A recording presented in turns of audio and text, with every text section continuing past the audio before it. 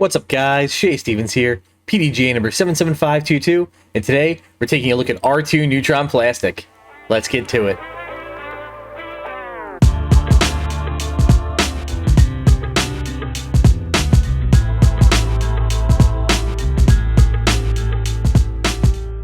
So R2 Neutron is the newest blend from MVP. It is a soft neutron-like plastic. It's actually recycled, meaning they use other discs, ground them up, made pellets, and then use those pellets to cast new discs. Now, it's not a true recycled blend, meaning like I know the environmentally conscious contingent of our community wants to be able to send their discs into the company, have the company grind those up and make discs. The issue with that is, one, cleaning all the contaminants out, so like dirt, oil from your hands, cleaning all that out of the plastic, and then that's a high price point. And then also consistency became an issue. I believe Latitude 64 tried it, and I think Castaplast might have too. And the problem is just, consistency. They weren't flying like the discs should be flying. So when you have a disc that's running at a higher cost and it doesn't, offer real confidence, it's not going to sell that well. So until our technology advances, unfortunately, we're not going to see that true recycled blend. So what MVP does is they take discs, prototypes that didn't really pan out, discs that didn't mold properly and don't meet the standards for lab seconds, or say a highly desirable mid-range that has a really cool name but comes out at a really bad time, Rip the Plague, and you probably made thousands of them. So you got to do something with all that plastic, at least economically and somewhat environmentally. These discs aren't going to waste. Now they're going to be given a second life with R2 Neutron. So currently R2 Neutron is available in three molds. You got the Spin, which is an understable putter. You have the Ion and the Anode. They're more stable putters. Ion is a little more stable. It's got a bigger bead on it. Anode doesn't really have a bead. Anode's personally my favorite. I don't like beads. So compared to Soft Neutron, which is a very highly sought after plastic right now, I think they're pretty similar. The Soft Neutron is not retired, but it is on the back burner, MVP has said. My assumption would be that's because of production schedule. It takes time to, cycle that new plastic into the machine, and then you can only run, I think we only had Soft Neutron, NVs, and Proxies are the only two I can think of off the top of my head. So to change out everything just to run those two molds and those two specific plastics, it doesn't really make much sense in terms of timetables when I can just throw Neutron in there and cycle all putters through drivers and keep going all in Neutron. So for the time being, Soft Neutron, so Soft Proton and Soft Proton are on the back burner. But R2 is kind of giving us a relief, giving us some of that plastic. So in terms of Soft Neutron, they feel very similarly. I think R2 actually has better grip. I'm really liking the grip on my R2 Anode. The gumminess, the softness is very comparable. I can take my Soft Neutron NV and kind of tackle it with one hand and then let it pop back and it'll slowly reform. Same deal with the R2 Neutrons. I could mold them and they're very malleable in the hand. So if you like that softer feel, definitely check these three discs out. So my game plan was, these discs are kind of like the newest technology, the newest discs offered. And previously, if you've watched my channel, you see I did an old disc or a one disc ground at Sedgley Woods, the blue tees, like the original layout, using a Super Puppy, which was from the 1980s. Actually, I think it was PDGA approved in 1980. So I kind of wanted to do a comparison. So I thought I'd take these three brand new best technology discs and do a little comparison up against the Super Puppies. So let's take a look at my my R2 only round at Sedgley Woods Blue Tees. And we're back at Sedgley Woods, hole 1, 201 feet from the Blue Tees. I've been told these R2s are less stable than the Neutron counterparts, so game plan here is I'm taking the Ion, putting it up high and kind of letting it helicopter down on the green, but not as understable as I was expecting, and it was going to come down nice and soft, but I do catch the tree guarding the basket. Kicks me back here, leaves me with a downhill putt, which is my bread and butter. So take the Anode, put it up, drop it in the chains, start off with a birdie. On to hole 2, it's a 362-foot par 3. Bit of an S shot left and then right. Don't think I can get to the green with this with a putter.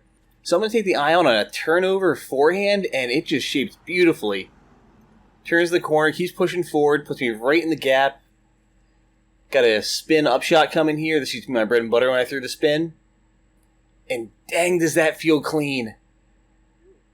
So I think I actually hit the chains on that one, but I did miss left. I end up sitting back here under this rock wall. Got some branches to contend with.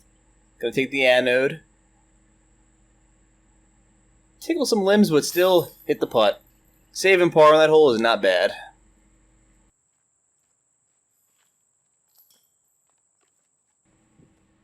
Coming up next is hole 3, 174-foot par 3.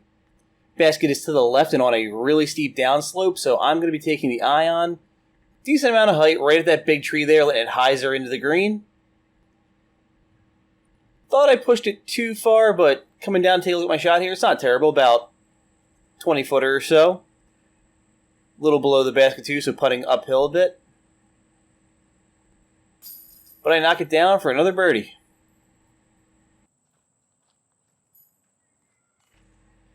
Hole 4 is 231 feet downhill. I was a little worried about this shot. I usually try to play a hyzer out to that right tree defining the fairway and let it hook into the green. But I figure I can take this iron on just a nice straight shot. Do tickle some stuff on the left side, but I do hit the gap. Land short side of the green, which as you can see is covered in cicada killers, and I hate wasps. So, taking the long route to my disc to avoid them. And I'll be honest with you, this putt is going to be rushed. Luckily, I knock it down and get the heck out of there. Scampering on to hole 5. It's a 195-foot par 3. Straight uphill. You can see the basket there. I'm playing to the traditional one, the non-elevated basket. And when I think straight shots, I think anode. So R2 anode right at it. And this disc flips up nice and flat. Lands in soft on the green. And yeah, this is my best drive ever from that tee to this basket. Gonna fumble the camera a little bit. And tap in birdie. Next up is hole 6, 181-foot par 3. Bit of a dogleg to the right. Basket's kind of behind that gnarly tree there on the right.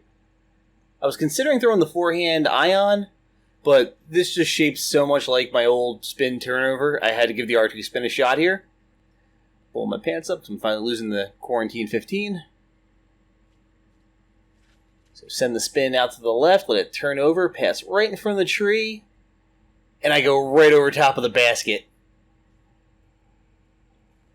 Unfortunately, as is the case with most ace runs, especially ones downhill, you tend to go pretty far past the basket, so I'm way out here in Circle 2 land.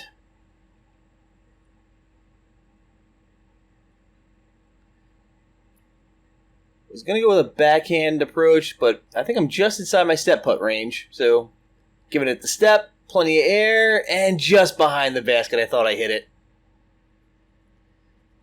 Gonna jog up here, tap in the par.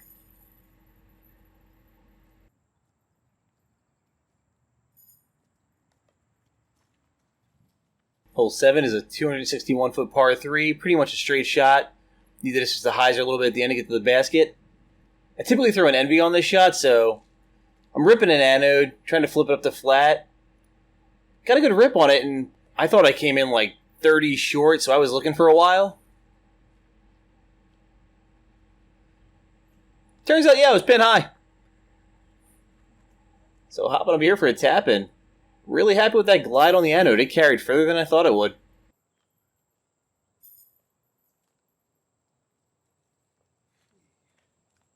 Hole 8, 193-foot par 3. Pretty much a straight shot, but you have to go high to clear all this brush. So I'm going with the ion here just to ensure I don't flip over too much. Hyzes in nicely, drops in right on the basket. Thought that was a drop in, but I actually go a little far. I'm about 20 feet away.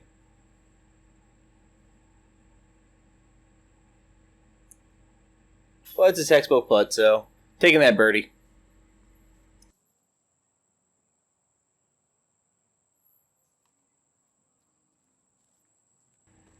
And closing out the front 9, hole 9's a 256-foot par 3 uphill. So I'm going to have to give this ion all I can to try and make this. Give it a good rip, end up flipping it to flat though and clipping those branches on the right-hand side, unfortunately. So knocks me down well short. Those overhanging tree limbs are taking my step putt out of play, so trying to float something around and in. Don't hang it wide enough though. But it leaves me a little tap in to close out the front 9 at -6.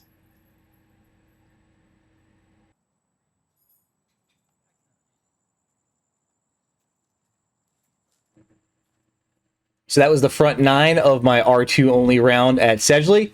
I'm coming in at -6. I think I was at even with the Super Puppy. So yeah, we are definitely spoiled by our new technology, so enjoy that.